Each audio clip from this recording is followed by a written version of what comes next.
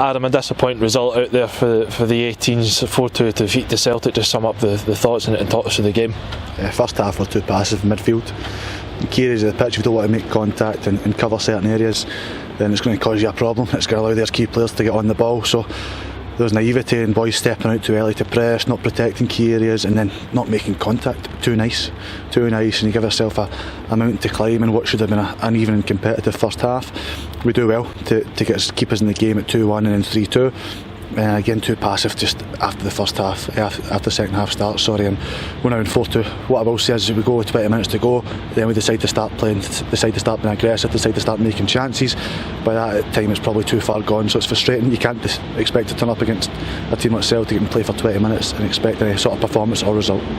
It seemed like a lot of it, sort of the goals conceded, came a lot from our own mistakes, and positive to look at. If you cut them out, then it's a positive result for us in the end.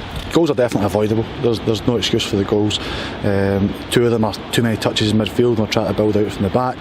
If you're going to try and play out against the high pressing team, it's got to be quick, or we've got to start looking over the press and look for longer passes to get us in behind. So it's naivety from the two players that caused those mistakes. Too many touches in the ball. So learning curve, but we've got to be at a stage now we don't want to keep having these learning curves. Decision making start deciding like a first team player would make decisions, so that's really disappointing today. But the goals we get, it's a good breakaway for the first goal from Kai, and we get the penalty, which I think looked like a blatant penalty going in right on half time. First goal's really pleasing. It's good counter attack and great awareness from Finn Malcolm to go and play Kai in, and Kai's got composure to go and finish it. But need bigger moments, need more moments from Finn. Finn produced a moment of high quality, and so does Kai. We need bigger moments if you want to go and win football matches. You need players that are going to take the game by the scruff of the neck and do it over 90 minutes and not in flashes. So real moment of quality, but you need more of them to go and compete at this level. And we saw Sam Lovie come on making his official debut after playing as a trialist last week. How do you think he fared? Yeah, Sam's a good player. One we're looking at to bring him to the end of the season and see how he does. He's technically very comfortable. He's just came back off a bad injury, so we're looking to build up his fitness, and he's got to go into the deep end to play games like this today, and he's still a 2004, so we're pleased with him so far. So hopefully we can keep working on him and get him where he needs to be.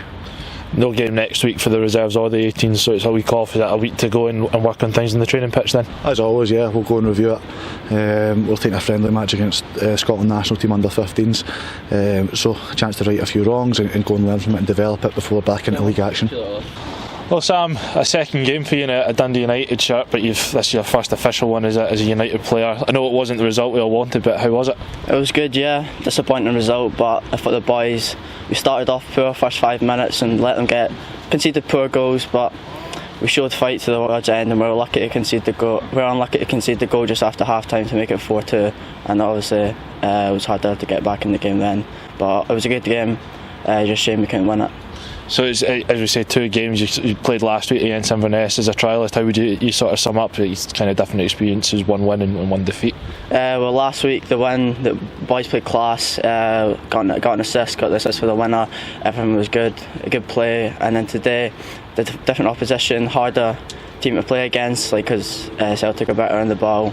But I feel like today we could have got closer to them a bit more, showed more contact and showed more fight.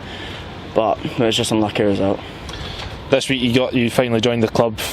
What was it about Dundee United that you thought, this is where I want to go and take the next step in my career? I felt like Dundee United as a club, they've got a good ambition of getting youth players to the first team reserves, and everyone's pushing for a spot, which is good, healthy, it's good.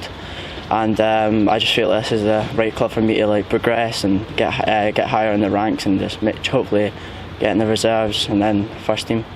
And obviously it's been a massive year for the academy with the elite status and Andy Goldie coming in about a year ago and bringing in a load of full-time staff members. Was that something that they spoke to you about before you joined and sort of convinced you that this is where you should come? Yeah, obviously the best for you best kind of programme, playing against, recently we went down to Newcastle, beat them 2-1 I think it was. It was a good performance, and playing against these teams you're learning a lot. It's just not playing against the Rangers, the Celtics, the Hibs, but going down to down south and playing against different opposition is good, and it just shows you if we can compete at that level, then we can go to do whatever we want in the game.